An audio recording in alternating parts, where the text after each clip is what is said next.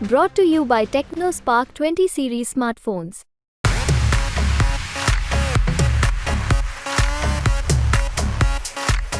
ईरानी राष्ट्रपति इब्राहिम रईसी की मौत के बाद अब सऊदी अरब ने खुद ईरान के अंतरिम राष्ट्रपति को फ़ोन करके अपना शोक व्यक्त किया है। अपने मैसेज को स्पष्ट किया है कि वो राष्ट्रपति इब्राहिम रईसी के मौत के बाद और विदेश मंत्री आमिर अब्दुल्लाहियान के मौत के बाद बेहद दुखी है और वो चाहता है कि ईरान से उसके रिश्ते काफ़ी अच्छे रहें। तो आज इस वीडियो में बात होगी कि आखिर सऊदी अरब के क्राउन प्रिंस ने ईरान को फ़ोन करके क्या कहा और जवाब में ईरान ने क्या कहा, और ये वो देश हैं जो सालों तक अपनी दुश्मनी को निभाते रहे। 7 सालों तक दोनों देशों के बीच दुश्मनी चली और किस वजह से सब कुछ हुआ, आज हम सब कुछ आपको बहुत कम समय यानी 3 मिनट में बताने वाले हैं। आपको बता दें कि ईरान के राष्ट्रपति की मौत के बाद सऊदी अरब के क्राउन प्रिंस मोहम्मद बिन सलमान ने खुद अंतरिम राष्ट्रपति मुखबिर को फ़ोन किया और उनसे बातचीत की और कहा कि वो इस क्षति से बेहद आहत हैं और वो दुखी हैं। उन्होंने कहा कि ये जो घटना है वो बहुत दर्दनाक है और वो राष्ट्रपति रईसी और विदेश मंत्री की मौत के बाद बेहद दुखी हैं। आपको बता दें कि सऊदी अरब के क्राउन प्रिंस मोहम्मद बिन सलमान ने अंतरिम राष्ट्रपति मोहम्मद मुखबिर को फ़ोन किया था।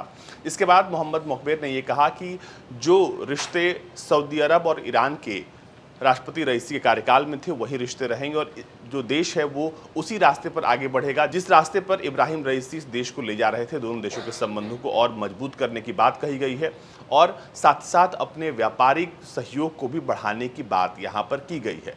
लेकिन अब बात करते हैं कि आखिर ये जो दो देश हैं जिनकी बातचीत हुई है ये कभी एक ज़माने में बहुत कट्टर दुश्मन हुआ करते थे। अभी हाल ही के सालों में दोनों देशों के रिश्ते ठीक हुए हैं।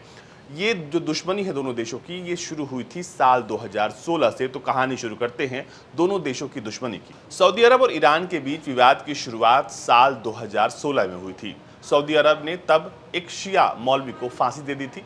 तब विवाद इतना बढ़ गया था कि ईरानी प्रदर्शनकारियों ने तेहरान में स्थित सऊदी के दूतावास को निशाना बनाया था। इसके बाद ईरान और सऊदी अरब ने अपने राजनयिक रिश्तों को खत्म कर लिया था। साथ ही उन्होंने अपने दूतावास को भी वहां पर बंद कर दिया था। हालांकि साल 2019 में फिर से सऊदी और ईरान में तनाव बढ़ा था।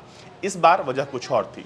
साल 2019 में सऊदी के एक ऑयल प्लांट पर हमला हुआ था और अमेरिका ने तब इस हमले को ईरान समर्थित बताया था और यह हमला हूतियों ने किया था।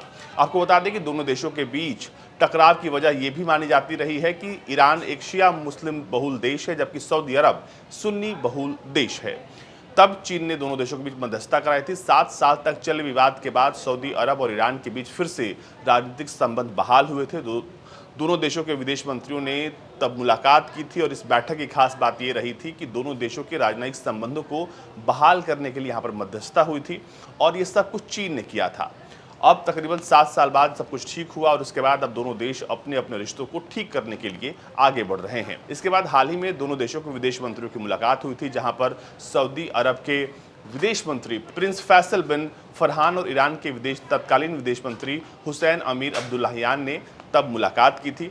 अब जब आमिर अब्दुल्लाहियान इस दुनिया में नहीं है तो फ़ोन करके खुद सऊदी के क्राउन प्रिंस ने ईरान को अपना शोक संदेश दिया है और कहा है कि वो इस घटना से बुरी तरीके से आहत है। सऊदी अरब सुन्नी बहुल देश है और इस्लाम की सबसे पवित्र जगह भी यही है, इसलिए सऊदी अरब समय समय पर दुनिया के मुस्लिम देशों के सामने अपनी धाक दिखाता है। सऊदी को यूएई, बहरीन, मिस्र, जॉर्डन जैसे देशों का समर्थन हासिल है। वहीं ईरान को सीरियाई राष्ट्रपति का समर्थन मिलता रहा है। इसके अलावा जो इराक सरकार भी है वो भी ईरान के साथ खड़ी रहती है क्योंकि यहाँ पर इराक में जो है वो शियाओं की अच्छी तादाद है। कहा यह जाता है कि शिया और सुन्नी की लड़ाई में ये दोनों देश सालों से एक दूसरे के आमने सामने थे, लेकिन साल 2016 में वो वजह मिली जब दोनों देशों ने खुलकर अपने गुस्से को सामने दिखाया। लेकिन अब ये दोनों देश एक साथ चलने को लेकर तैयार है और यही वजह है कि सऊदी अरब के क्राउन प्रिंस ने खुद फ़ोन करके अपना शोक संदेश अंतरिम राष्ट्रपति मोहम्मद मुखबिर को दिया।